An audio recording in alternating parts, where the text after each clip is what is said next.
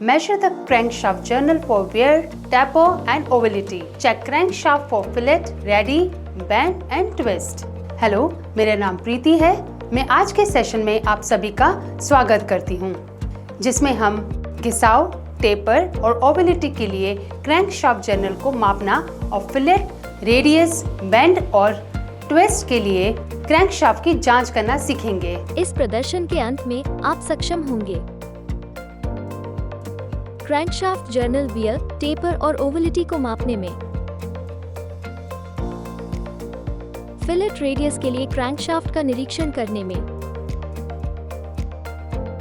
आवश्यक टूल्स एवं इंस्ट्रूमेंट, प्रशिक्षु का tool kit 1 number, outside micrometer 1 number, V block 2 number, magnetic base के साथ डायल गेज 1 नंबर, आवश्यक सामग्री, ट्रे 1 नंबर, कॉटन क्लॉथ, मिट्टी का तेल आवश्यक, साबुन का तेल आवश्यक, लुब्रिकेंट ऑयल। क्रैंकशाफ्ट जर्नल घिसाव की जांच के लिए एक आउटसाइड माइक्रोमीटर का उपयोग किया जाता है। टेपर और अगोलता के लिए जर्नल के चारों ओर और किनारे दोनों की जांच करें। जर्नल सिरों पर या बीच में घिस जाते हैं। 2 या 2 से अधिक विभिन्न बिंदुओं पर गोलाई की जांच करें। वे आमतौर पर TDC शीर्ष डेड सेंटर पर सबसे अधिक घिसते हैं। क्रैंकशाफ्ट जर्नल व्यास को मापें। इंजन ब्लॉक से क्रैंकशाफ्ट को रिमूव कर दें। क्रैंकशाफ्ट असेंबली को सफाई विलायक से साफ करें। क्रैंकशाफ्ट को संपीड़ित हवा और कॉटन वेस्ट से साफ करें। दरारें, गड्ढे, खरोंच, लकीरें और किसी भी क्षति के लिए क्रैंकशाफ्ट को देखकर जांच करें। मापने के लिए क्रैंकशाफ्ट को वी ब्लॉक के सपोर्ट में सरफेस प्लेट पर रखें। मापे जाने वाले जर्नल के अनुमानित आकार की जांच करें। आउटसाइड माइक्रोमीटर की सही सीमा का चयन करें। उदाहरण के लिए, यदि क्रैंकशाफ्ट जर्नल का अनुमानित आकार 42 मिलीमीटर है तो 25-50 मिलीमीटर माइक्रोमीटर चुनें। जर्नल के व्यास को उसके बाईं ओर, केंद्र और दाईं ओर मापें।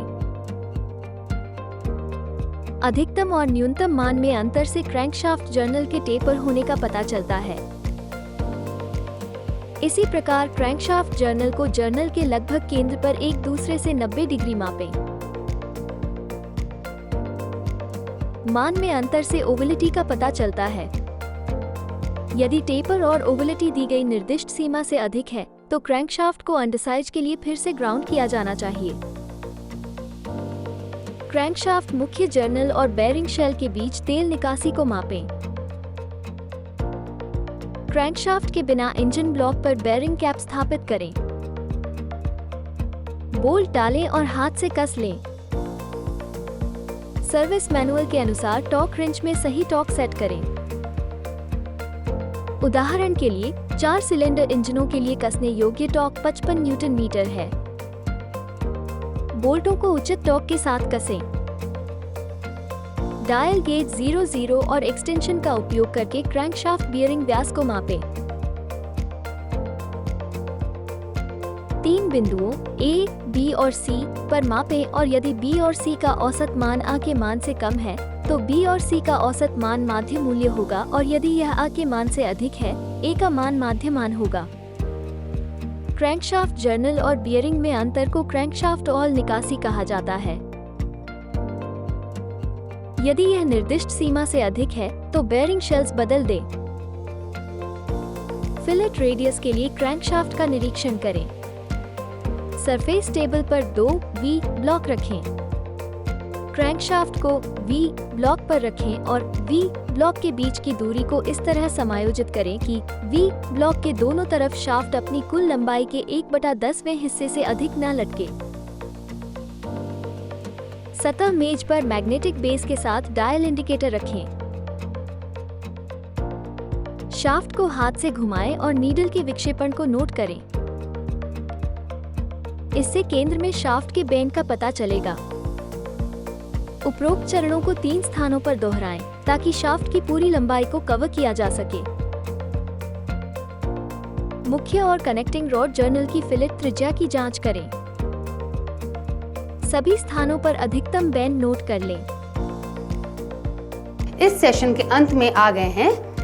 इस प्रकार हमने क्रैंकशाफ्ट जर्नल वियर, टैपर और ओवेलिटी को मापना और फिलेट रेडियस के लिए क्रैंकशाफ्ट का निरीक्षण करना सीख लिया है। आशा है आपको इस पर स्पष्ट समझ हो गई होगी। इस अभ्यास को अपने अनुदेशक की सहायता से करें। धन्यवाद।